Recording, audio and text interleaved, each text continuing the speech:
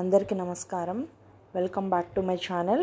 ఈరోజు వీడియోలో 2024లో శ్రీరామనవమి ఎప్పుడు వచ్చింది, అలాగే ఈరోజు స్వామివారికి నివేదించే నైవేద్యాలు ఏమిటి అనే విషయాలను ఈ వీడియోలో మనం తెలుసుకోబోతున్నాము.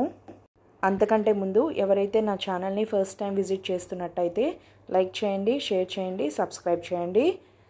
విష్ణుమూర్తి దశావతారాల్లో 7వ అవతారమైన శ్రీరాముడు జన్మించిన తిథి అన్నమాట ఇది. దీనినే మనం శ్రీరామనవమిగా జరుపుకుంటాము. చైత్రశుద్ధ నవమినే మనం శ్రీరామనవమిగా జరుపుకుంటాము. ఈరోజు స్వామివారికి నివేదించే నైవేద్యాలు వచ్చి వడపప్పు, పానకం.